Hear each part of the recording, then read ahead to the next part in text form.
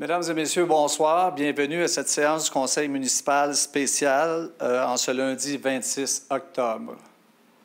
Alors, je demanderai à monsieur, mon confrère, de faire la lecture de la réflexion. Nous souhaitons que nos délibérations, nos projets et nos travaux soient animés de la volonté de servir les intérêts de la collectivité et de favoriser le développement de notre ville. Puissions-nous travailler dans la bonne entente, la compréhension et le respect des droits individuels et collectifs de nos concitoyens.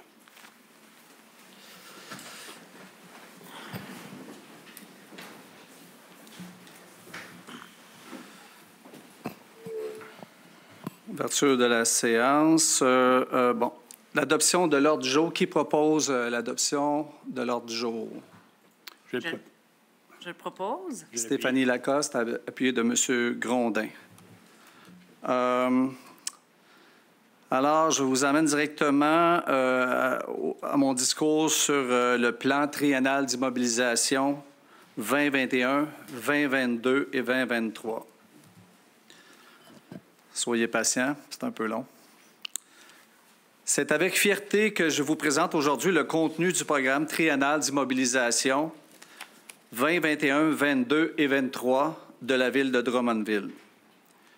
Il s'agit d'un exercice annuel astreignant et important auquel se livrent vos élus afin que l'appareil administratif, dans un esprit de collaboration et de bien collectif.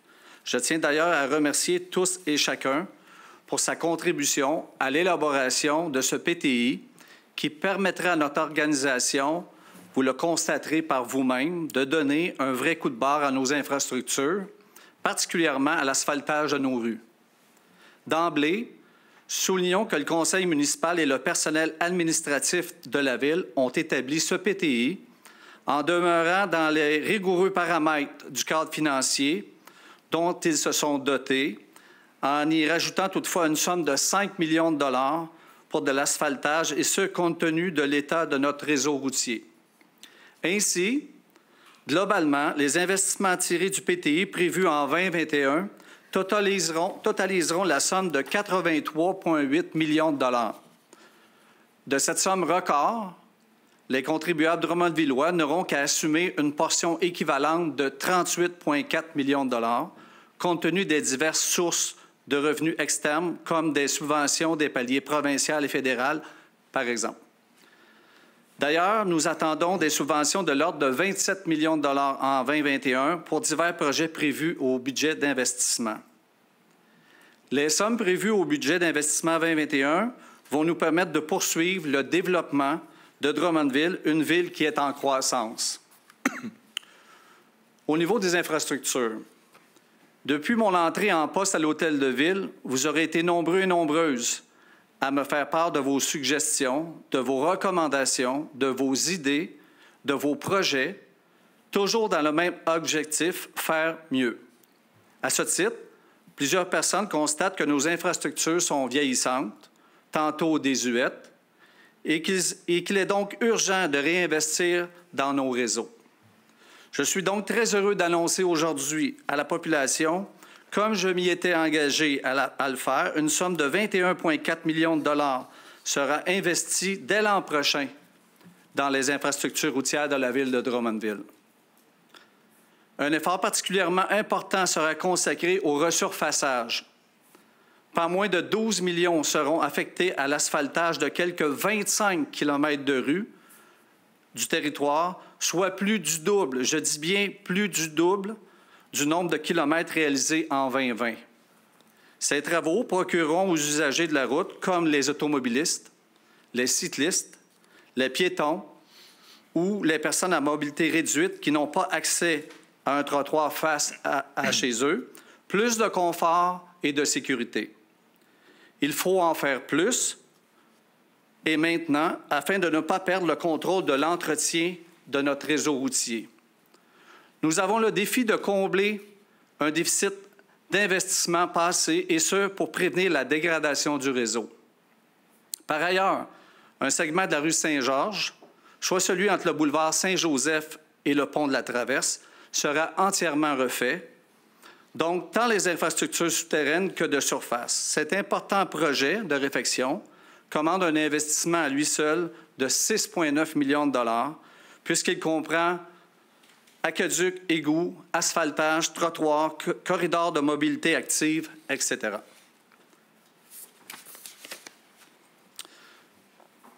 Ce n'est pas tout de construire de nouvelles infrastructures ou de les rénover. Il faut aussi en prendre soin, les entretenir. Et vos élus ont prévu l'injection d'une somme de 1,8 million de dollars pour notamment rafraîchir notre flotte de machinerie et d'équipement. L'achat d'un nouveau camion écureur de 725 000 $ et d'un nouveau camion à benne 12 roues de 265 000 $ est entre autres prévu et était devenu plus que nécessaire.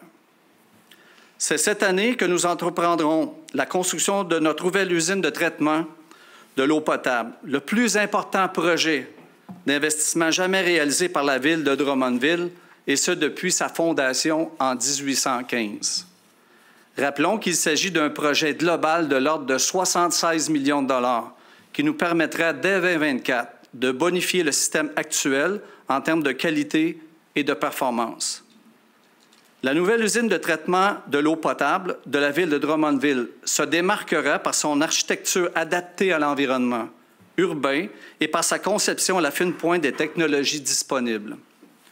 Notre approche de gestion de l'eau potable sera avant-gardiste et pour y arriver, nous consacrerons dès l'année prochaine une somme de 23 millions de dollars. Toujours concernant l'eau potable, je tiens aussi à souligner les travaux de réhabilitation des conduites d'aqueduc des rues Gill et Gendron qui seront effectués nécessitant un investissement de quelque 483 000 $, ainsi que la phase 1 des travaux de construction d'aqueduc sur le boulevard Allard, un projet de 983 000 $ qui débute tout près du chemin de l'aéroport pour se rendre jusqu'à la rue Charbonnière, dans le secteur Saint-Nicéphore. Soulignons également qu'à la demande des citoyennes et des citoyens, différents travaux de secteur et de promoteurs seront de nouveau réalisés cette année. Les travaux de secteur sont des travaux qui ne touchent qu'une partie de la population et ce sont les résidents concernés qui assument la majorité de ces frais nécessaires. En 2021, la Ville effectuera pour une valeur de 4,3 millions de dollars de travaux pour ajouter des infrastructures dans certains secteurs. Notons que la majorité de ces investissements seront à la charge des gens concernés. Finalement, pas moins de 308 000 $ serviront à financer divers travaux assurant la qualité du traitement des eaux usées de la Ville et une somme de 513 000 $ permettrait l'ajout d'un égout sanitaire dans le secteur des rues Labrec et Villandry dans le secteur de Saint-Nicéphore. Au niveau de la qualité de vie, la pandémie de COVID-19 est venue nous rappeler à quel point il fait bon vivre, somme toute, à Drummondville. Bien que nous ayons atteint le niveau d'alerte maximale relatif à la pandémie, il n'en demeure pas moins que nous bénéficions généralement de grands espaces pour relaxer, être actifs ou simplement profiter du grand air. Chez nous, la qualité de vie est une priorité de tous les instants. Comme nous avons plus que jamais besoin d'installations de qualité en plein air, le Conseil municipal a pris la décision d'investir 2,2 millions de dollars dans les parcs, espaces verts et terrains sportifs de la Ville, soit 30 % de plus qu'en 2020. Ainsi, une somme de 1,2 million de dollars servira à compléter la réalisation de la phase 2 du nouveau parc de la Seigneurie dans le secteur de la rue de la Commune, tandis que 400 000 $ seront injectés pour la réalisation du nouveau parc La Forêt boréale, qui est situé près du boulevard Patrick. Soulignons aussi que nos terrains de balle, de soccer, de tennis léger ou de pickleball verront un montant de 100 000 $ leur être consacré. Le succès sans précédent que rencontre notre promenade Rivia, d'une distance actuelle de 2,5 km, nous amène à la prolonger d'un autre 2 km, et ce, dès l'an prochain, en allant vers le parc des Voltigeurs, en bordure de la majestueuse rivière Saint-François, grâce à un autre investissement de 2,8 millions de dollars. Nos excellentes relations avec le Centre des services scolaires des Chênes nous permettront de poursuivre le travail commun d'aménagement de parcs-écoles pour le niveau primaire, cette année à Christ-Roi, près du boulevard Mercure, et à l'école Le Relais, située sur le boulevard Lemire. Chacun de ces projets bénéficiera d'une enveloppe de 75 000 et les installations viendront profiter non pas seulement aux écoliers, mais bien à l'ensemble de la population de ce quartier. Le nouveau parc Kunak, aménagé au cours des derniers mois sur le chemin Heming en face de l'aéroport, procurant ainsi une vue magnifique sur la Saint-François, est vraiment une réussite. Les citoyennes et les citoyens qui ont eu la chance d'en profiter jusqu'ici ne tarissent pas d'éloges à l'égard des travaux qui y ont été réalisés. L'an prochain, un investissement de 152 000 nous permettra de finaliser les travaux d'aménagement des installations sanitaires. D'un point de vue sportif et de loisirs, je ne peux passer sous silence le méga chantier du centre sportif Girardin à l'intersection des rues Pelletier et Marchand. Cette infrastructure majeure comportera, comme vous le savez, une patinoire, un terrain synthétique multisport et une piste de course à pied interne. Les travaux ont débuté cette année et se poursuivront grâce à l'injection de 10,8 millions de dollars dans le projet en 2021, sans compter une autre somme de près de 550 000 dollars pour divers équipements, notamment une surfaceuse pour la glace. Comme nos échéanciers sont suivis scrupuleusement, le bâtiment nous sera livré en septembre prochain.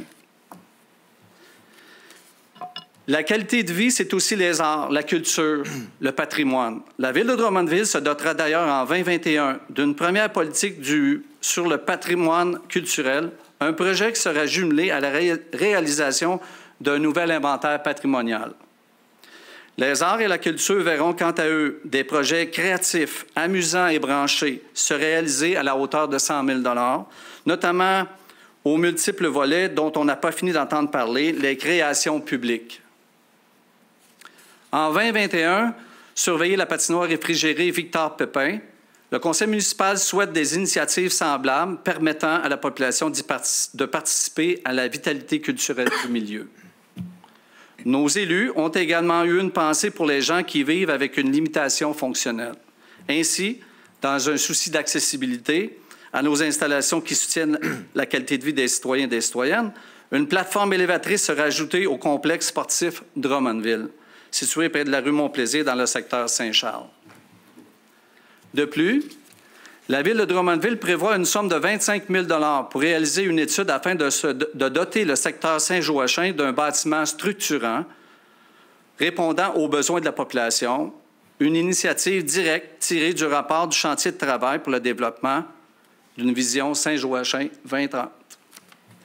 Finalement, j'aimerais attirer votre attention sur le fait qu'en matière d'environnement et de développement durable, les actions qui découlent de notre politique de l'arbre, comme la cartographie du territoire pour mesurer l'indice de canopée, de l'identification des îlots de chaleur, tout comme notre plan d'intervention pour lutter contre la grille du frêne, entraîneront des investissements de l'ordre de 241 000 $. De cette somme, 61 000 $ permettront de planter au moins 500 arbres sur le territoire de la Ville de Drummondville. Nos différents cours d'eau bénéficieront également de notre attention en vertu de l'injection d'une somme de 195 000 $ pour leur saine gestion. Et nous ajouterons un verger urbain sur le territoire, cette fois au parc Saint-Georges. Nous bénéficions à Drummondville d'un cadre naturel de qualité et il est important de le préserver. Qu'il s'agisse de mettre en œuvre notre plan de conservation des milieux naturels ou encore de défendre nos intérêts dans le dossier du projet d'agrandissement du site d'enfouissement, les citoyennes et les citoyens peuvent compter sur leurs élus pour se tenir debout. Au développement économique, Drummondville ne porte pas le titre de capitale de développement pour rien. Depuis des années, la Ville et la Société de développement économique de Drummondville, la SDED, posent des gestes concrets et forts pour susciter des investissements, créer de la richesse et stimuler le marché de l'emploi. Même si les temps sont plus difficiles en raison des impacts liés à la COVID sur l'économie, je dirais mondiale, il est primordial pour nous de poursuivre nos efforts de diversification économique pour soutenir les entreprises d'ici qui sont en croissance ou encore celles de l'extérieur qui souhaitent s'implanter chez nous. Nous avons besoin de plusieurs outils dans notre coffre, dont des terrains industriels de qualité.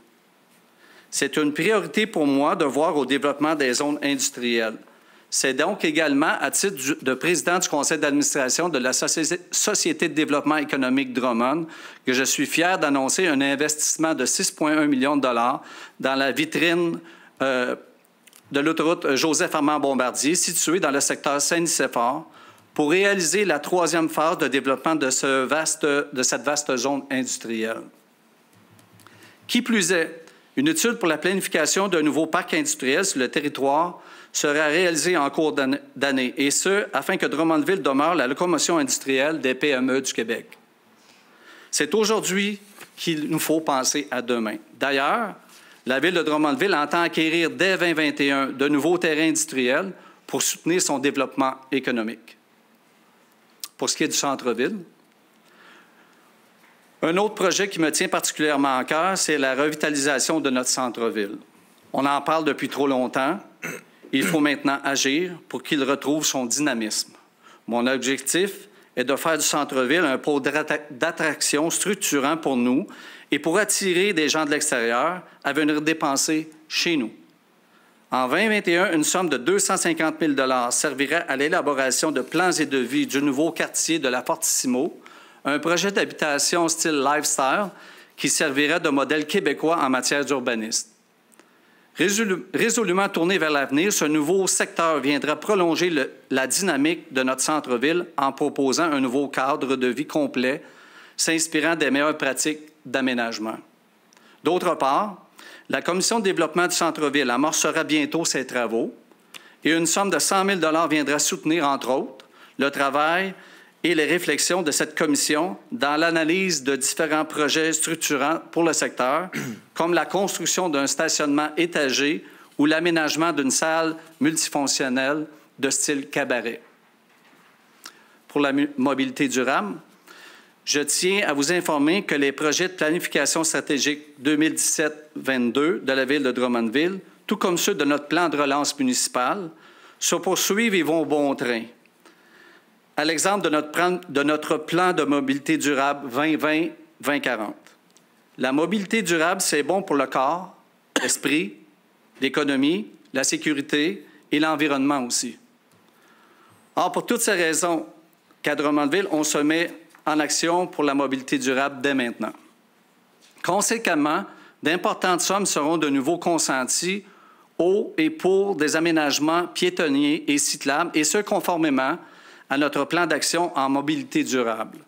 Ainsi, 713 000 $ seront investis pour réaliser 2,2 km de nouveaux aménagements piétonniers, tandis que les trottoirs existants verront une somme de 1,2 million être consacrée à leur reconstruction. Du côté cycliste, pas moins de 1,9 million seront investis pour la réalisation de 4,9 nouveaux kilomètres de corridors de mobilité active, alors que les corridors existants bénéficieront de 510 000 $ en rénovation. Je tiens également à souligner que j'ai personnellement demandé à nos 2 députés de l'Assemblée nationale une enveloppe financière qui nous permettrait de repenser le chemin Hemming dès 2023 en y intégrant un véritable corridor de mobilité active qui relierait le centre-ville au parc Kunak en toute sécurité. De là, les cyclistes, les piétons pourraient prendre le ponton, traverser la rivière et revenir vers le centre-ville en empruntant le boulevard Allard, ce qui constituerait une boucle cyclable et piétonnière signature en bordure de l'eau. Un autre volet important de notre plan de mobilité durable concerne la sécurité optimale de nos rues. Le Conseil municipal a à cœur la sécurité de la population de toutes les tranches d'âge et c'est pourquoi nous poursuivrons nos efforts en ce sens. Ainsi, soulignons que différentes mesures d'apaisement de la circulation seront mises en place aux 4 coins de la ville pour une somme de 105 000 $.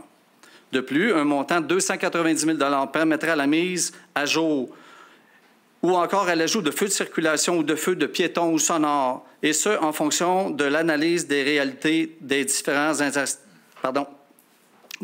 intersections visées par ces interventions.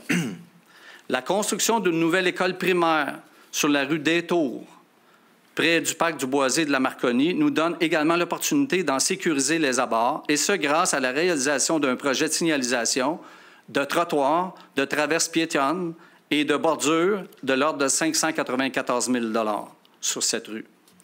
Finalement, je tiens à rappeler l'introduction plus tôt ce mois-ci d'un service de transport en commun dans nos parcs industriels du secteur de l'autoroute Jean-Lesage, un autre projet issu de notre plan de mobilité durable. La Ville de Drummondville investira d'ailleurs une somme de 338 000 $ pour l'introduction d'un nouveau système d'information aux passagers et d'un nouveau système de vente et de perception tarifaire. L'ajout de ces équipements technologiques nous permettra d'offrir une connexion Wi-Fi au bord des autobus, une commodité en demande et qui sera très appréciée de la part des usagers de notre service de transport en commun, j'en suis convaincu. Alors, finalement, j'espère que les projets prévus au budget d'investissement 2021 vous emballent, comme nous, les membres du conseil municipal de la Ville de Drummondville, puisqu'ils viendront faire une différence concrète dans nos quotidiens. Le programme triennal d'immobilisation nous donne l'opportunité de faire autrement et ensemble pour le bien de notre communauté qui fait face, comme le restant du monde, à une crise sans précédent.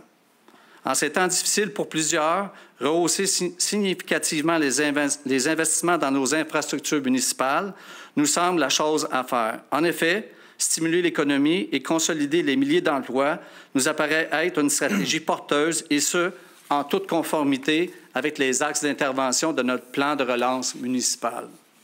Soyez assurés, Mesdames et Messieurs, qu'en temps trouble comme en temps normal, vos élus sont présents, disponibles et veillent au grain.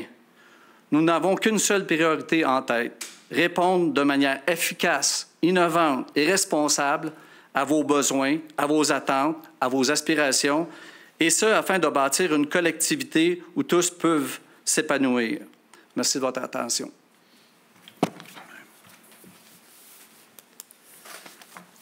Alors, on serait, Madame la greffière, rendu à l'adoption de ce projet triennal d'immobilisation. Ça prendrait un proposeur. Je le propose. Jean Charest. Je l'appuie. Stéphanie Lacoste appuie. Monsieur John Ross qui veut la parole. Et merci, M. Carrier. Je prends quelques instants pour expliquer ma position sur le budget d'investissement de cette année. C'est mon 12e budget d'investissement pour 2021. C'est un exercice qui, pour moi, la notion d'équilibre entre les besoins a toujours été une préoccupation centrale. Par ailleurs, cette année en particulier, comme vous l'avez souligné, M. Carrier, il ne faut pas oublier que nous vivons une crise sanitaire sans précédent qui pourrait avoir un grand impact sur les finances publiques à tous les niveaux. Depuis 2015, la Ville a un cadre financier, une sorte de GPS dont le but est de mettre des balises pour contrôler l'endettement et arriver à en payer davantage comptant. Cela oblige à chaque année le Conseil à faire toujours des choix difficiles, des choix déchirants sur les limites à s'imposer. Donc, à l'origine, en suivant ce GPS, l'investissement total recommandé par l'équipe administrative en 2021 était de 33 millions. La majorité du Conseil a plutôt décidé qu'il y aurait l'an prochain un investissement total de 38 millions, donc un surplus uniquement tel que M. Carrier l'a mentionné pour du pavage. Donc, un total de 12 millions de pavage au lieu du 7 originalement prévu. Je précise qu'à ce moment-ci, je suis entièrement d'accord que la Ville doive investir suffisamment en pavage. Mais pour moi, ce 5 millions supplémentaires crée un déséquilibre dans les investissements en 2021 pour 3 raisons.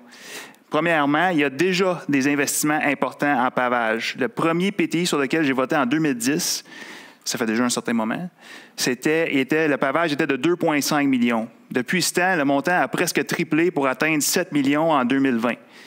De plus, pas plus tard qu'à l'automne 2019, sur la base d'une étude rigoureuse des services accompagnés d'un consultant externe, le Conseil avait entériné un plan pour continuer d'augmenter progressivement les investissements en pavage jusqu'en 2029. Donc, selon ce plan décidé il y a un an, les investissements devaient passer de 7 millions étaient à 7 millions en 2020, devaient passer à 15 millions en 2029. Personnellement, je crois toujours que ce plan d'action est le plus équilibré et celui à suivre pour respecter le cadre financier. La deuxième raison pour laquelle je m'oppose au PTI cette année, c'est qu'il existe plusieurs besoins en infrastructure autres que le pavage. J'en ai une certaine idée parce que j'ai notamment été président 5 ans du comité de gestion des infrastructures de la Ville. Donc, même si elles ne sont pas aussi visibles que le pavage et ressentis au quotidien, la Ville doit gérer de multiples autres infrastructures vitales au bon fonctionnement de la collectivité pour lesquelles il faut assurer un investissement adéquat. Qu'on pense aux réduction des refoulements d'égouts, aux travaux d'aqueduc, au remplacement de ponceaux, etc. Donc, à mon avis, si la Ville devait limiter à l'origine les investissements pour tous les types d'infrastructures à 33 millions en 2021, selon les recommandations, selon moi, elle n'a pas plus les moyens d'investir soudainement 5 millions de plus uniquement en pavage. Ensuite, la troisième raison, et c'est celle que je souhaite mettre un peu dans la phase, c'est que ce 5 millions supplémentaires, pour moi, ça entraîne un endettement supplémentaire pour une dépense non essentielle en période de crise. Cette dépense supplémentaire de 5 millions engendrera un endettement, du moins en partie. Et donc, au moment où on vit toujours une crise sanitaire imprévisible et sans précédent et où tous les niveaux de gouvernement font face à la possibilité très réelle d'une crise des finances publiques par la suite, je crois qu'il faut s'en tenir aux limites préétablies et contrôler l'endettement. En période de grande instabilité, la meilleure décision, à mon avis, n'est pas de dévier du cadre financier recommandé par nos experts pour une dépense qui n'est non nécessaire dans les circonstances. C'est plutôt de faire preuve d'une grande prudence et respecter le cadre et s'en tenir à l'essentiel. Donc, oui, un investissement adéquat en pavage est nécessaire. C'est d'ailleurs ce que la Ville a amélioré depuis 2010 et ce qu'elle comptait déjà améliorer jusqu'en 2029 progressivement.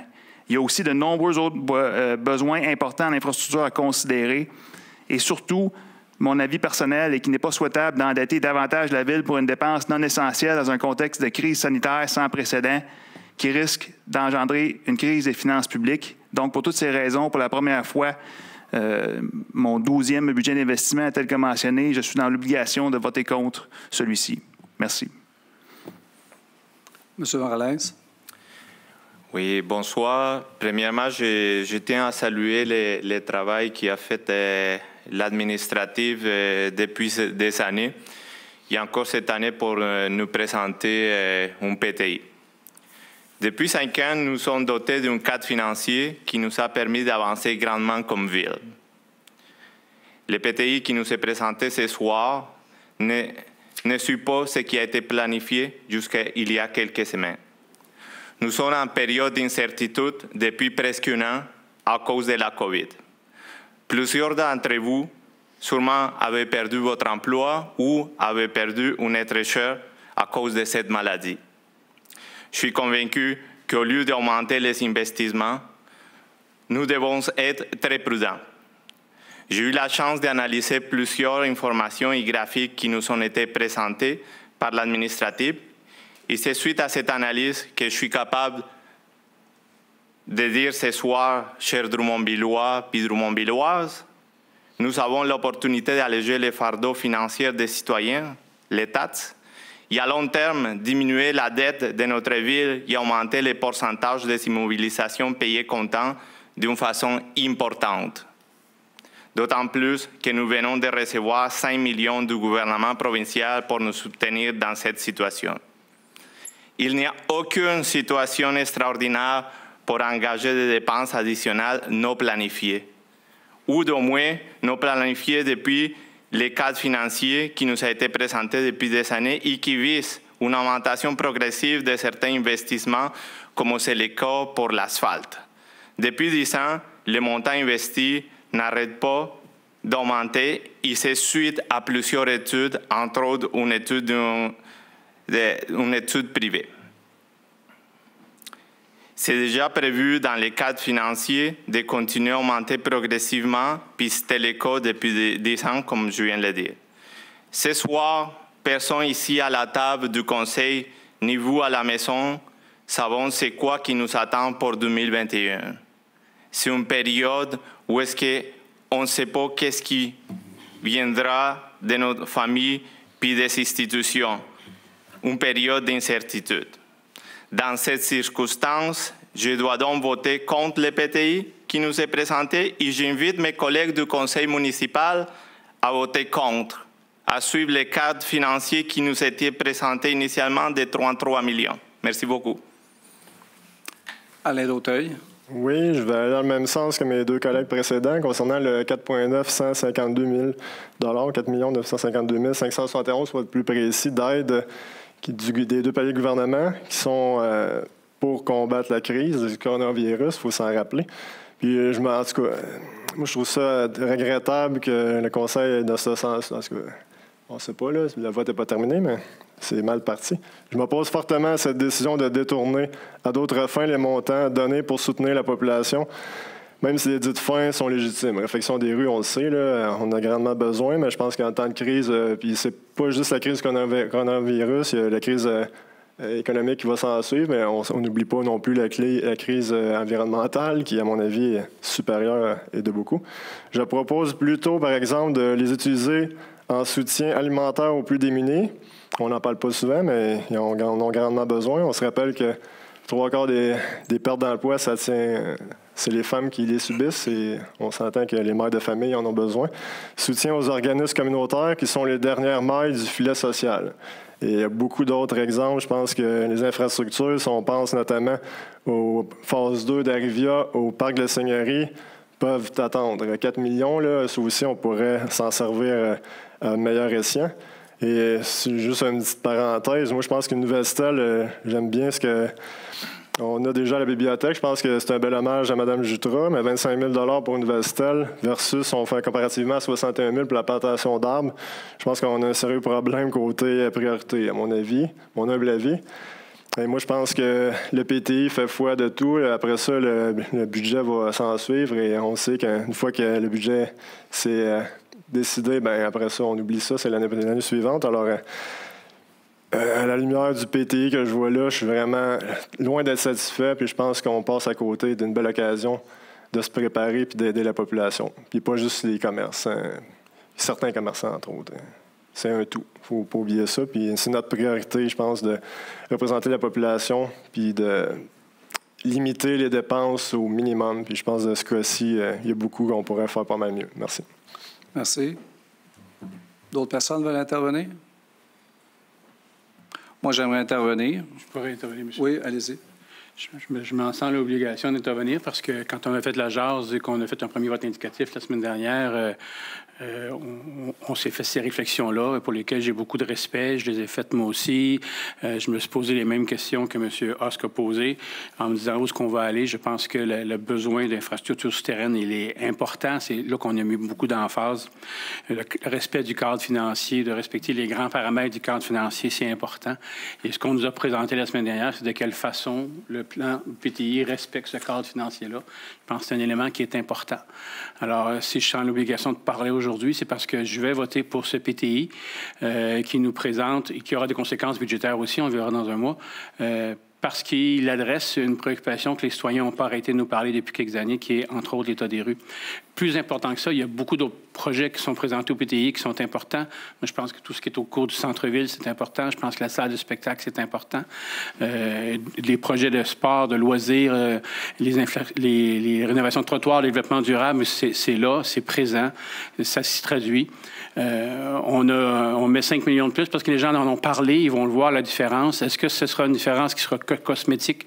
Le temps le dira et la population aura le temps aussi. Parce que, disons-le, l'éléphant dans la pièce, c'est l'élection de l'année prochaine. Alors, les gens pourront l'année prochaine, aussi, disant, donner leur accord ou non à ce que le Conseil s'apprête à faire aujourd'hui. Mais je tenais important de ne pas me désolidariser de la décision qui risque d'être prise dans quelques minutes. Et voilà ce que je tenais à dire, Monsieur Carrier. Merci, M. Grondin. Comme je disais, je veux intervenir. Premièrement, quand on montre des signes de panique, j'aurais aimé ça qu'on en parle avant un peu, mais de toute façon, un plan triennal, c'est un plan, comme on dit, d'orientation. À preuve, l'année passée, vous aviez fait un plan de 32,8 millions. On n'a pas dépensé 32,8 millions parce qu'il y a des projets qu'on a mis sur la glace en se disant on va juste voir où ça va nous mener, la COVID et tout. Donc, c'est une orientation. La deuxième des choses, M. Husk, je suis content de vous entendre dire que ça fait longtemps que vous êtes ici parce que je veux juste vous dire qu'en 2018, vous avez vous-même voté pour l'augmentation de la dette en cette seule année pour 16 d'augmentation de la dette. Cette année, par rapport à l'année passée, on l'augmente de 11,7 %. Je veux vous dire aussi que le mouvement de panique, même si ça n'a pas été jugé, je veux juste vous dire qu'on en a pris soin, on en a réfléchi. La subvention qui nous est allouée de 4,9 millions, je l'ai dit à toutes et à tous, au moins 10 fois, quand notre plan triennal d'immobilisation était terminé, on a appris le lendemain ou le soir qu'on avait une subvention qui nous était accordée. On ne le savait pas. On ne le savait vraiment pas. Alors, je tiens à vous dire que pour tout le monde, c'est important, oui, qu'on a encore cette réserve-là qui est là. On aurait pu dire que le 5 millions, qu'on va le payer en même le montant d'argent qui nous est alloué, mais on va le voir plus au prochain dépôt pour la taxe, lorsqu'on va parler du dépôt de la taxe foncière et tout, du budget, que vous allez voir qu'il y a une partie qui est payée comptant, puis il y a une partie qui va être empruntée, et c'est ça ce qu'on voit aujourd'hui. Même à ça, M. Huss, pour votre information, l'année passée, vous étiez là, c'était 12,3 l'augmentation. Cette année, elle est de 11,7 Je sais qu'on ne pourra jamais s'entendre. On a mis dans les parcs cette année 525 000 $ de plus. On a mis à peu près l'équivalent. Cette année, on met pour quelque chose comme 1 million, près de 2 millions en pistes cyclables. Malgré tout ça, c'est peut-être pas suffisant. Vous savez, jamais, tant que je serai là, que je vais faire un budget triennal en disant que je vais mettre 33 millions de pistes cyclables dans la ville ou je vais planter pour 33 millions d'arbres. Ça n'arrivera jamais. Mon successeur le fera, mais moi, ça n'arrivera jamais. Ce soir, ça, c'était discuté avec tous les cadres. C'était discuté avec tout le monde autour de la table. Je comprends qu'on ne peut pas être d'accord. Mais M. Husk et M. Morales, j'aimerais vous dire, entre autres, qu'on n'a pas réinventé rien. On a fait un travail, puis en passant, vous étiez un des premiers à dire qu'un nouveau maire, ça ne servait à rien des nouvelles élections. Mais je m'excuse, mais on a travaillé 4 semaines avec tout le monde puis les cadres pour faire ça. Fait qu'il faut croire qu'il y avait du travail quand même à faire. Donc, comme je vous dis, on ne s'entendra jamais, mais je pense que le travail qui a été exécuté là, c'est très bien réfléchi. Et on a 5 millions dans nos coffres au cas où il se passe quelque chose. Et on peut, comme je l'ai dit, lorsque ça arrivera, si ça arrive, je ne le souhaite pas, mais il y a des projets qui ne sont pas débutés, qu'on ne débutera pas. C'est la normale des choses. C'est ce que je voulais dire. Alors, je demanderai le vote. Oh, excusez-moi, Annick. Je voulais demander le vote exactement. Okay. Alors, je demanderai le vote. Qui sont... on va y aller par quartier. Qui sont pour? Je commençais par le quartier numéro 1. Oui, je suis pour.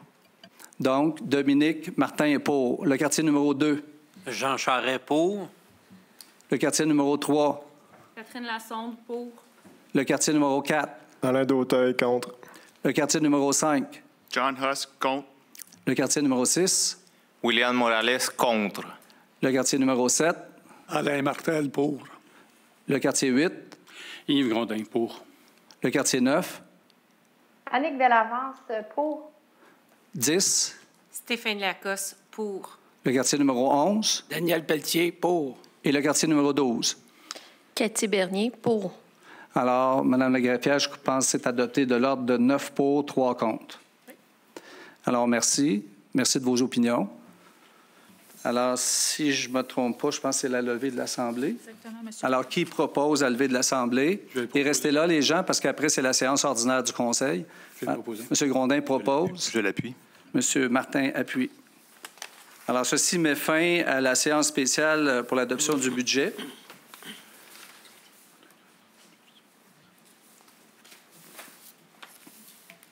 Alors, nous allons faire l'ouverture de la séance ordinaire du 26 octobre, toujours aujourd'hui.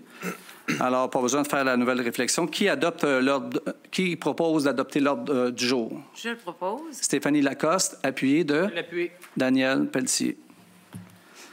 L'adoption des procès-verbaux. Je vais m'en faire le proposeur, M. le maire, et demander la dispense de lecture. Alain Martel, appuyé de... Qui est-ce qui appuie? Je l'appuie. Stéphanie Lacoste. Au niveau de la correspondance? Oui, vous avez reçu une réponse là, à votre demande auprès de la Société d'habitation du Québec d'assumer les coûts liés aux mesures sanitaires pour l'OHD. Vous avez reçu malheureusement un refus de votre demande. C'est tout, Monsieur le maire. D'accord. c'est le dépôt du procès-verbal du comité exécutif. Annick? Oui, comme d'habitude, je vais faire un bref résumé de la dernière réunion du comité exécutif. Tout d'abord, on a eu un suivi de la question de la décontamination du terrain de la Fortissimo. On a parlé d'affaires juridiques, notamment le projet de cessation de l'amphithéose pour le Centre Normand Léveillé. Bien sûr, on va voir les points là, dans la séance ce soir en résolution. Au niveau des finances, on a vu le rapport du trésorier avec les dépenses et les revenus réels en date du 31 août. On a également vu des ententes et des subventions, notamment l'entente à venir avec le ministère de la Culture et des Communications. Enfin, le comité exécutif a recommandé aux élus la participation financière de la Ville via le programme de supplément au loyer dans l'agrandissement de la villa du Parc de la Paix. On va voir tous ces points-là en résolution ce soir. C'est tout pour moi. Merci. Ensuite, vous avez l'adoption du calendrier des séances pour l'année 2021. Alors, je vais le proposer. Alain Martel, appuyé de Catherine Lassonde.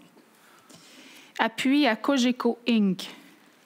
Monsieur le maire, je vais proposer que le Conseil fasse ce soir une résolution d'appui à Cogeco, qui est une compagnie québécoise dont le siège social est à Trois-Rivières, une compagnie sous contrôle québécois, qui a fait face à une offre d'achat non sollicitée qui aurait pu avoir des conséquences importantes sur l'offre de services, tant au Québec qu'au Canada, et entre autres dans la région de Drummondville. Cogeco est une compagnie bien établie ici. C'était d'ailleurs qui diffuse nos séances du Conseil.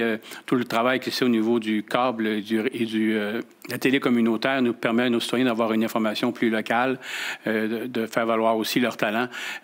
Cogeco est un partenaire économique important. Pensons au Centre Expo Cogeco. Pensons à ce qui se fait dans le milieu. Alors, on trouvait important. Quelques villes l'ont déjà fait. Trois-Rivières, Burlington en Ontario, Magog. Alors, Drummondville aimerait ajouter son appui à Cogeco pour qu'elle demeure sous contrôle québécois et leur dire que c'est important pour nous qu'ils continuent à nous offrir les meilleurs services, entre autres, pour l'accès Internet pour tout le monde. Je l'appuie, M. le maire. Alors, j'ai compris que vous proposez. Oui, je le proposais. D'accord. On est rendu aux finances, je crois? Oui. Ouais. Émission d'une carte Visa Desjardins au nom de Maître Provencher, chef de la division des affaires juridiques. Je le propose. Je l'appuie. Annick Bellavance. D'accord. Adoption du plan quinquennal du transport en commun de Drummondville pour les années 2021 à 2025. Stéphanie Lacoste, appuyée de Je l'appuie. Dominique Martin. Dépôt du rapport du trésorier au 31 août 2020. Oui, bien, nous sommes présentement au 31 août à 64,3 %. La cible devrait être à 66 %, donc on est en deçà de la cible visée. Approbation de la liste des virements budgétaires du 8 août au 9 octobre 2020. Je vais le proposer. Alain Martel, appuyé de Catherine Lassonde. Mandat à l'Union des municipalités du Québec aux fins de procéder à un appel d'offres au nom du regroupement des municipalités pour la fourniture et l'épandage de chlorure de calcium en solution liquide utilisée comme abat poussière. Je le propose. Je propose que la Ville de Drummondville confie à l'Union des municipalités du Québec le mandat de procéder sur une base annuelle en son nom et celui des autres municipalités intéressées au processus d'appel d'offres pour la fourniture et l'épandage de chlorure de calcium en solution liquide utilisée comme abat poussière. Nous estimons que le coût pour 2021 à 81 500 $, taxes incluses.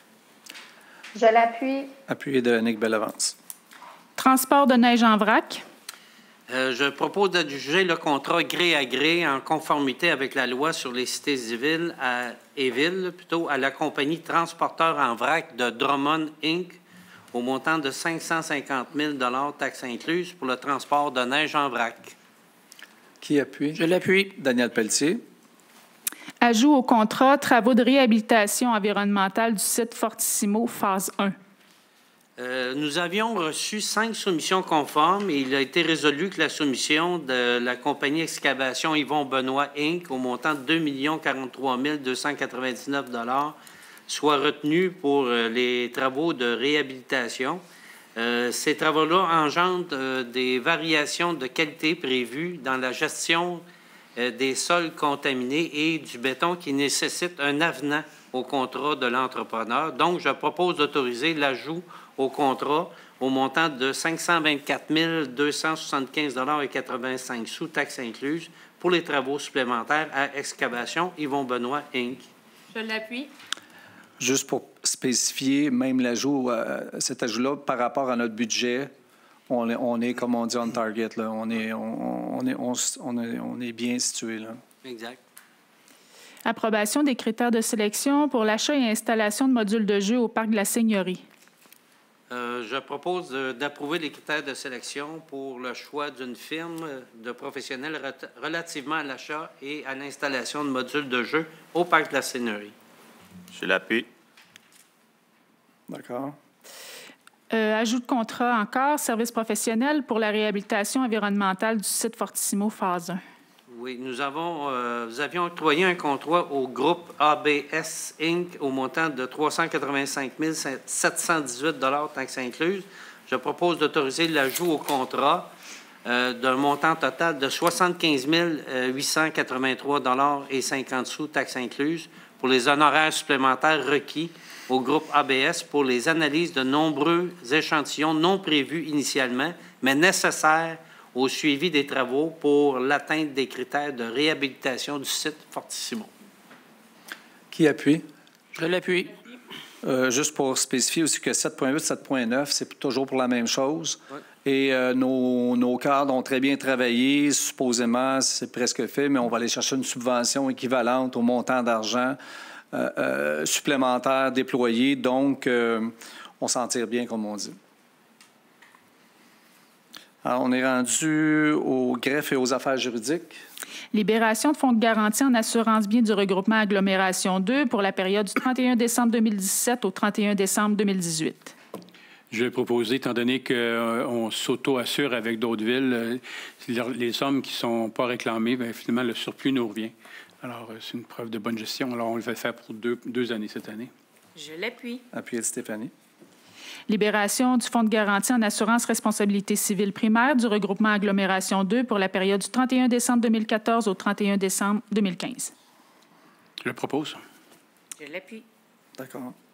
Renouvellement de l'entente avec l'Union des municipalités du Québec pour l'achat en commun d'assurance protection de la réputation et de la vie privée des élus et des hauts fonctionnaires et assurance responsabilité pénale en matière de santé et sécurité pour la période du 31 décembre 2020 au 31 décembre 2025. J'aimerais le proposer. Je vais l'appuyer. Annick, appuyé de Dominique Martin. Signature d'un avis de décontamination relativement au lot 4 285 353, 5 211 224 du Cadastre du Québec, circonscription foncière de Drummond, dans le cadre du développement domiciliaire Le Faubourg Sélanise. Je propose. William Morales, appuyé de... Je l'appuie. Daniel Pelletier. Signature d'une modification de la cession en amphithéose et de la cessation partielle à intervenir avec le Centre normal éveillé relativement au lot 6 334 468 et le 469 du Cadastre du Québec, circonscription foncière de Drummond. Je vais le proposer. Je l'appuie. Stéphanie. Signature d'un addenda à l'entente promoteur intervenue le 21 juillet 2016 avec la compagnie 65 65 051 Canada Inc. pour le prolongement du plateau Saint-Denis. Ça abroge et remplace la résolution que nous avions déjà approuvée, la 0996-09-20. Je le propose. Stéphanie Lacoste, appuyé de... Je l'appuie. Jean Charest. Nous sommes rendus au loisir et vie communautaire. Dépôt du dossier de candidature pour l'accréditation municipalité Amis des enfants. J'aimerais en faire le dépôt, Monsieur le maire. Avec plaisir. Est-ce que ça prend un appuyeur? Oui. Alain. Je vais l'appuyer. Oui. Martel. Participation de la Ville de Drummondville au programme municipal d'aide financière complémentaire au programme supplément au loyer pour l'agrandissement de la villa du Parc de la Paix. Je vais le proposer. Je vais l'appuyer. J'aimerais l'appuyer. Cathy et Alain, je crois. Oui. Nous sommes rendus art, culture, bibliothèque. Engagement de la Ville à signer une nouvelle entente de développement culturel triennale avec le ministère de la Culture et des Communications. Propose. William Morales, appuyé de... Je vais l'appuyer. Cathy Bernier. Développement et relations avec le milieu. Signature d'une entente à intervenir avec l'Université du Québec à Trois-Rivières relative aux lieux loués au terme du bail intervenu le 30 septembre 2014. J'aimerais proposer, Monsieur le maire, en mentionnant que c'est en lien avec le centre intégré, donc le SNIMI qui s'en vient sur le site de l'UQTR. Je l'appuie. Appuyé de Catherine. Nous sommes rendus aux travaux publics. Octroi des droits de passage annuels à l'Association régionale des autoneigistes de Drummondville pour la saison hivernale 2020-2021. Je le propose. Daniel Pelletier, appuyé de Je l'appuie. Jean Charest. La même chose pour le club quad Les Baroudeurs. Je le propose. Je l'appuie. Et Daniel Pelletier. Maintenant pour le motoclub Drummond. Je le propose. Je l'appuie. Daniel Pelletier et Jean Charest, c'est ça? Oui. D'accord. Ajout d'une signalisation ayant pour effet d'interdire le stationnement des deux côtés de la rue Lallemand sur les distances variant entre 12 et 30 mètres aux intersections des rues Camille-Dreyfus, Saint-Thomas, chemin privé, Saint-Edgar et du boulevard Saint-Joseph. Surveillance des conditions de circulation pendant la période hivernale et réévaluation du marquage. Je vais le proposer. Je l'appuie. Alain Dauteuil, appuyé de William Morales. Ajout d'une signalisation ayant pour effet d'interdire le stationnement dans les allées de circulation du stationnement de la promenade Rivia. Je le propose. Daniel Pelletier, appuyé de Stéphanie. On est rendu à l'urbanisme. Demande auprès de la MRC Drummond en vue de procéder aux démarches administratives et travaux requis pour l'entretien du cours d'eau Rivière-aux-Vaches, branches 2 et 3. Je le propose. Je vais l'appuyer. Demande auprès de la MRC, encore, en vue de procéder aux démarches administratives et travaux requis pour l'entretien du cours d'eau Kelly, branche 3. Je le propose. Je l'appuie. Résolution autorisant une dérogation mineure qui aura pour effet d'autoriser un bâtiment accessoire projeté en cours avant secondaire et de réduire la marge avant minimale applicable à un bâtiment accessoire projeté au 1330 rue Jean-Berchemant-Michaud. Je le propose. Je l'appuie. Catherine, appuyé de Daniel. Résolution autorisant une dérogation mineure qui aura pour effet d'augmenter la marge avant maximale applicable au bâtiment principal existant et la distance minimale entre un garage privé isolé existant et la ligne latérale de terrain au 675 boulevard des Chutes. Je le propose. Je l'appuie. Résolution autorisant une dérogation mineure qui aura pour effet de réduire la distance minimale entre l'avant-toit du garage privé isolé existant et la ligne latérale gauche du terrain au 66 et 68 rue Saint-Marcel. Je vais le proposer. Je vais l'appuyer. Appuyé d'Alain Dauteuil. Secondé, oui.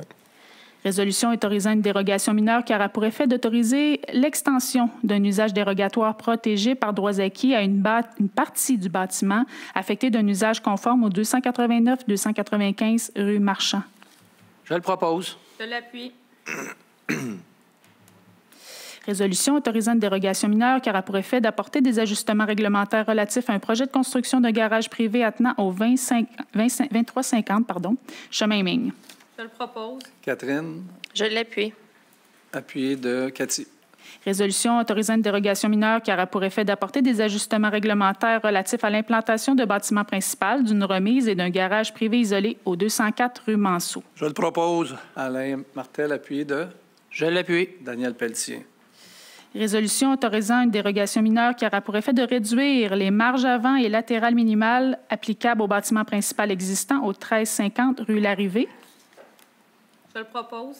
Catherine. Je l'appuie. Appuyé de M. Grondin.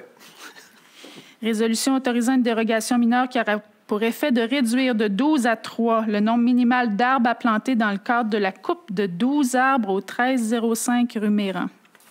Je le propose. Je l'appuie. Appuyé de Yves Grondin. Dans le cadre des demandes de permis, dans le cadre de plans d'implantation et d'intégration architecturale, ce sont des acceptations, c'est passé au CCU du 15 octobre dernier. Je le propose. Je l'appuie. Est-ce qu'on en fait tout Oui, il faut les adresses. 565 boulevard Saint-Joseph, rénovation extérieure du bâtiment avec conditions, nouvelle enseigne rattachée au bâtiment. Le 432 rue Lindsay, nouvelle enseigne rattachée au bâtiment sur Auvent. 1275 boulevard Lemire, nouvelle enseigne rattachée au bâtiment et modification de l'enseigne détachée du bâtiment. 2215 rue Canadien, nouvelle enseigne rattachée au bâtiment. La même chose pour le 1520, 1522 boulevard Saint-Charles. Le 1160 boulevard Lemire, nouvelle enseigne rattachée au bâtiment et modification de l'enseigne détachée. Le 1800 rue Montplaisir, nouveau bâtiment et aménagement de terrain. Le 935 boulevard Saint-Charles, démolition du bâtiment. Le 970 boulevard Saint-Joseph, nouvelle enseigne détachée du bâtiment. Et le 2645 boulevard Lemire, modification de l'enseigne détachée du bâtiment. Alors, je demanderai un proposeur. Propose. Catherine, appuyée de Jean Charest. Nous sommes rendus à 18.1, l'avis de motion pour le dépôt des projets de règlement. Avis de motion du règlement RV 20-5280 modifiant le règlement 4300 relatif au zonage et visant le 429 de la rue Surprenant. Je vais donner l'avis de motion. Monsieur Grondin. Nous sommes rendus à l'adoption des projets de règlement. Je vais juste expliquer un petit peu le règlement en question. Le 5280 a pour objet d'agrandir une zone commerciale à même la zone résidentielle voisine afin de permettre l'agrandissement d'un stationnement du côté sud-ouest de l'intersection de la rue Surprenant et du boulevard Saint-Joseph. D'accord. Monsieur le maire, j'aimerais demander la parole sur ce point-là. Allez-y. Oui, moi, je ne suis pas en accord avec la résolution. La raison, c'est simplement que ça implique la démolition d'une résidence, puis je suis plutôt pour le maintien des bâtiments résidentiels. Je ne voudrais pas qu'on vienne à démolir des résidences. Pour moi, ça a un impact puis un précédent quand même assez important. Donc, je m'exprime à ce sujet-là. Merci. D'accord. J'imagine que votre intervention vient avec l'item suivant, qui est l'adoption du projet, là? C'est oui, ça? exactement. OK.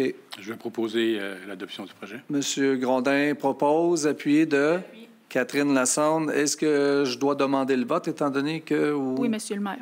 Fait que je demande le vote. Alors, quartier numéro... Est-ce que je dois aller par les quartiers ou... Oui. Quartier numéro 1. Oui, Dominique Martin, pour. 2. Jean Charest, pour. 3. Catherine Lassonde, pour. 4. Alain Dautel, contre. 5. John Husk, contre. 6. Je suis pour, en précisant que c'est pour la particularité du projet à tenter. J'ai vu des points positifs, comme pour les mesures d'urgence. Le fait de démolir cette maison-là pourrait peut-être permettre, si jamais il y avait des quoi, un camion pompier, etc., il pourrait rentrer plus facilement. Donc, c'est pour ça que je vais voter pour. Merci. 7. Alain Martel, pour. 8. Yves Grondin, pour. 9. Contre. 10. Stéphanie Lacoste, pour. 11. Daniel Pelletier, pour. 12. Cathy Bernier, pour. Donc, 9 contre 3, c'est ça? D'accord. C'est adopté. L'adoption du premier projet de résolution relatif au PPC-MOI visant à autoriser les activités reliées à l'excavation et à la construction de routes au 775 du boulevard Lemire. Je le propose. Catherine. Je l'appuie. De Daniel Pelletier. L'adoption du second projet de règlement. Adoption du second projet RV 20-5262-1, modifiant le règlement 4300 relatif au zonage ayant pour objet d'autoriser la construction d'habitations multifamiliales de 6 logements dans le secteur de la rue du Sauvignon, qui est limitrophe avec l'emprise de l'autoroute Joseph-Armand-Bombardier. Je le propose. John Husk, appuyé de Catherine Lassonde. Adoption du second projet de résolution relatif au PPC-MOI visant à autoriser la réparation et le nettoyage de véhicules automobiles au 656 rue Lindsay. Je vais proposer. Je l'appuie. Alain Dautel, appuyé de Catherine. Nous sommes rendus à quelques adoptions de règlement.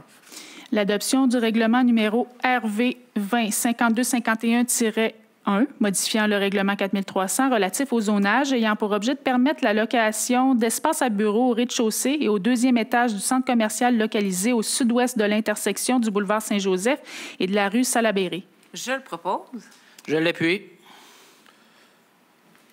Adoption du RV 20-5261-1, modifiant le 4300 relatif au zonage ayant pour objet d'augmenter la superficie maximale de plancher relative aux usages de type bureau pour les immeubles situés dans le secteur des rues Janel et Foster. Je vais le proposer. Je l'appuie. Grondin, appuyé de Catherine.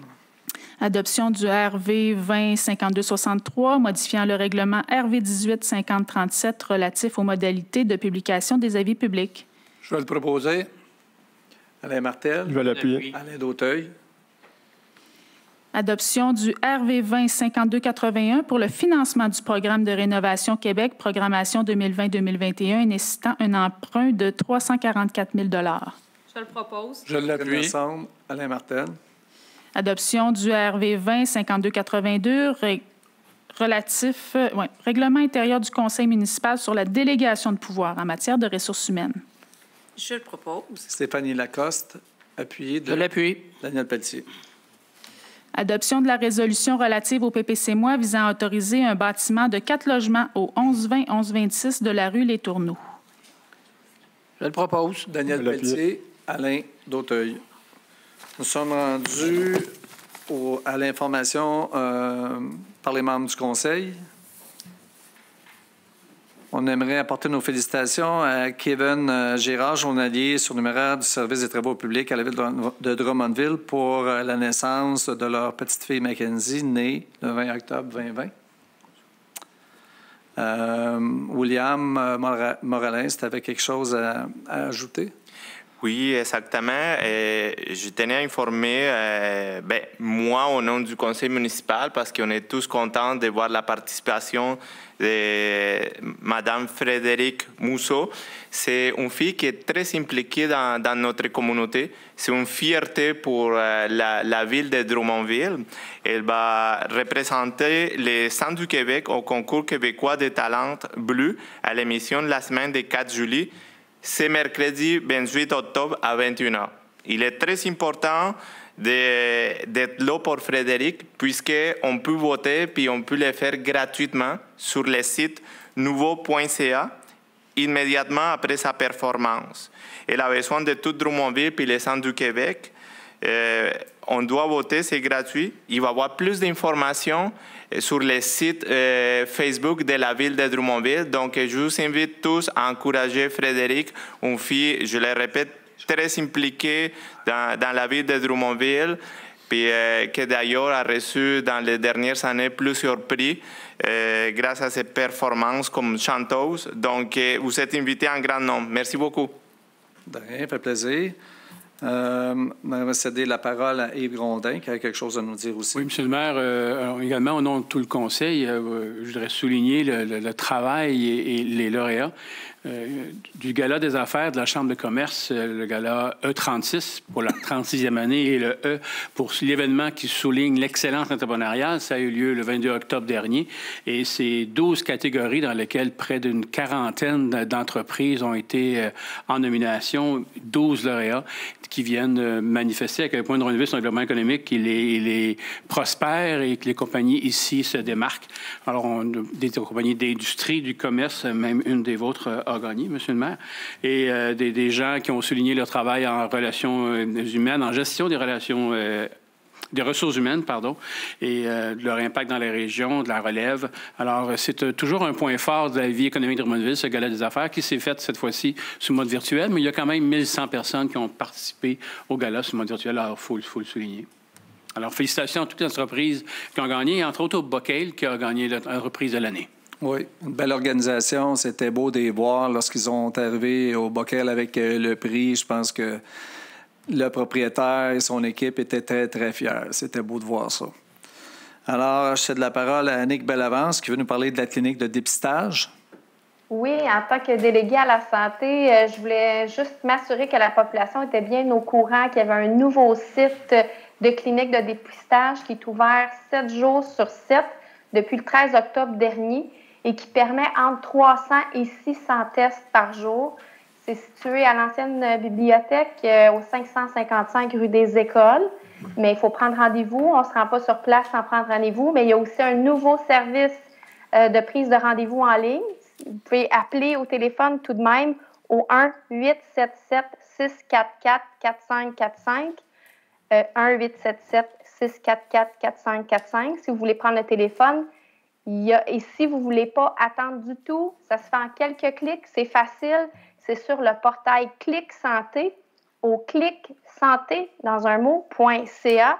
Je l'ai essayé ce soir, il était 18 heures, puis j'aurais pu obtenir un rendez-vous pour 18h15. Donc, c'est vraiment efficace. Ça se fait en quelques clics sur Internet. Donc, j'invite les gens qui ont des symptômes à à faire ce qu'il faut. Merci. Merci beaucoup.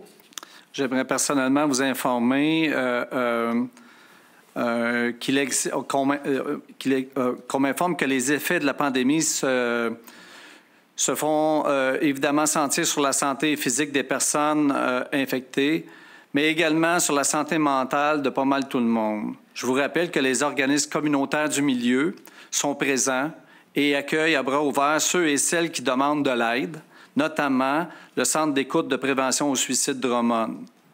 Vous aussi, si vous en éprouvez le besoin, levez la main. Quelqu'un vous tendra la sienne. Alors, la ligne Info sociale est le 811. C'est toujours accessible. Merci de prendre soin de vous, de prendre soin des autres, de prendre soin de notre monde. D'ailleurs, si le cœur vous en dit, notre service des loisirs et de la vie communautaire et ses partenaires ont concocté une programmation quand même intéressante d'activités en pratique libre, comme le patinage sur glace et la baignade. Les centres communautaires du territoire sont également là pour vous et offrent des activités virtuelles. Ces possibilités sont de nature à nous aider à aller de l'avant, à passer au travers. Alors, bref, informez-vous notamment sur le site Web de la Ville de Drummondville au drummondville.ca. Monsieur Dauteuil, vous aviez de quoi rajouter? Oui, ce serait peut-être juste un complément d'information en lien avec les organismes. On a reçu un communiqué de vêtements chauds aux familles, je vais vous le lire, ce ne sera pas long. À la suite des recommandations de Santé Canada, dans le contexte actuel de la COVID-19, Centraide ne sera pas en mesure de fournir des vêtements chauds par les années passées. Cela dit, Mouvement des personnes d'abord, MPDA de Drummondville, pourra prendre la relève pour l'année 2020-2021 en collaboration avec les promenades de Drummondville qui tiendront une collecte de vêtements usagés pour nous prêter main forte. Leur prêter main forte entre le 29 novembre et le 14 décembre. Ils seront en mesure de venir en aide aux gens dans le besoin en respectant les mesures prescrites par Santé Canada. Pour venir les chercher, il faut prendre rendez-vous. Et je vais donner le numéro de téléphone, ça ne vous dérange pas. 819-478-3899. Une invitation pour la saison froide qui s'en vient. Merci. Merci beaucoup. Nous sommes rendus à la période des questions sur les affaires municipales. Nous avons reçu des questions. Je céderai la parole à notre directeur des communications, Dominique Villeneuve, qui va nous lire les questions. Oui, bonsoir, Monsieur le maire. Une première question qui vous est adressée par Monsieur Jean-Baptiste Dionne. Elle va comme suit. Bonsoir. J'ai écouté la séance du Conseil du 13 octobre concernant la clôture sur la rue Robert-Bernard. Derrière ma propriété, il n'y a pas de butte de terre et la clôture a juste 44 pouces de haut. Je ne comprends pas pourquoi on serait obligé de payer un montant de 3 500 $ pour une clôture qui ne coupe pas le son. La butte de terre commence chez mon voisin, mais moi et M. Denis Reich, on n'a pas de butte de terre derrière chez nous. Nous avons reçu la visite de M. Jean-François Daigle de la Ville, qui est venu voir ça, et je pense qu'il s'est aperçu que la clôture ne coupe pas le son. J'aimerais avoir un suivi à ce sujet, s'il vous plaît. Merci et bonne journée. Monsieur Dionne, que vous le savez, j'étais pas là. C'est avant moi, donc je vais céder la parole à Dominique Martin, qui est plus au courant que moi du dossier, là. Oui, bonjour, merci, Monsieur le maire. Monsieur Dionne, merci pour votre question. Je vous rappelle en fait que le mur de la rue Robert-Bernard n'a pas comme objectif de couper le son. C'est évident que si une voiture se promène sur la rue Robert-Bernard sans silencieux ou si une moto, un camion de 10 roues passe, c'est évident en fait qu'on va entendre le son.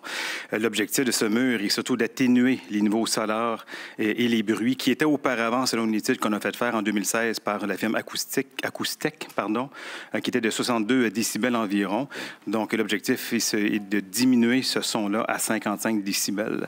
J'ai eu vent aujourd'hui de votre rencontre avec M. Daigle et je me ferai un plaisir de faire un suivi personnellement avec vous cette semaine concernant ce dossier. D'accord. D'autres questions? Oui, une question cette fois qui vous vient de M. Gérard Fréchette. Bonsoir.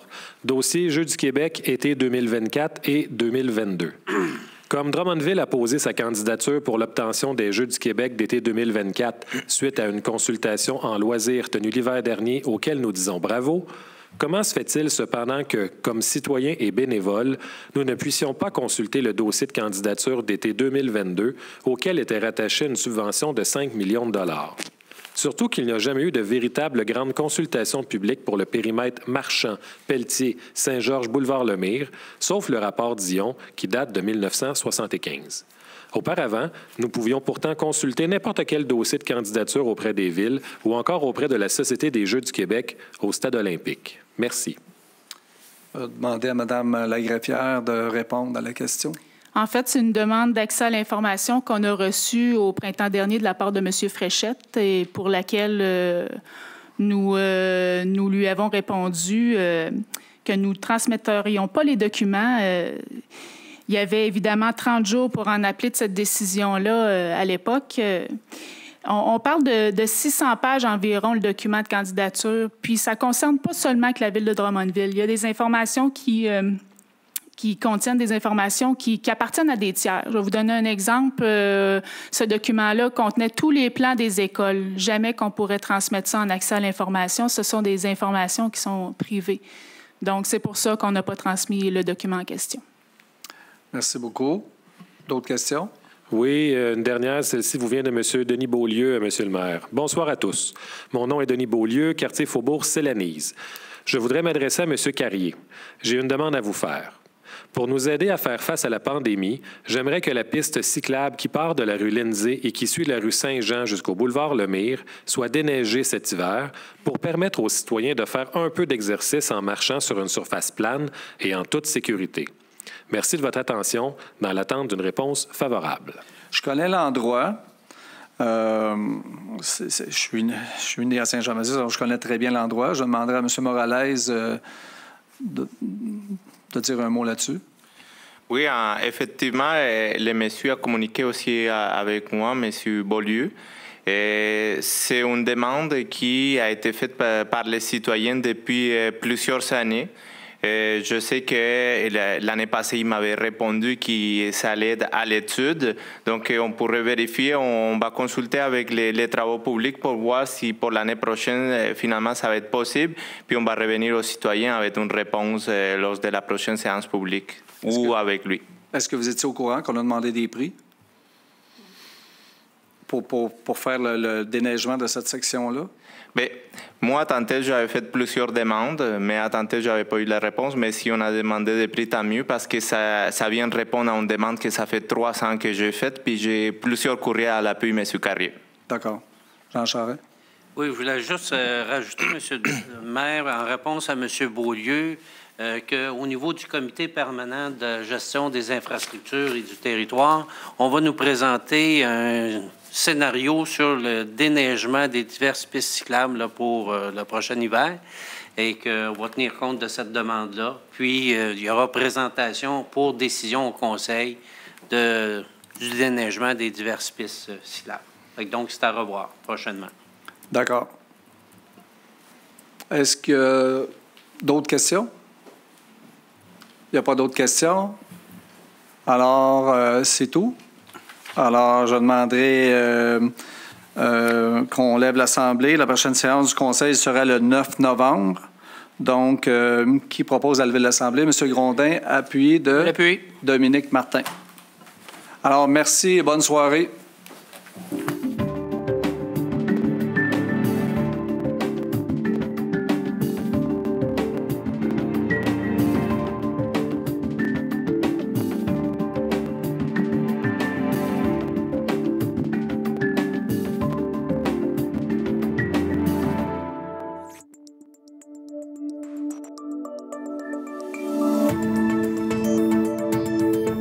TV. Ensemble pour notre communauté.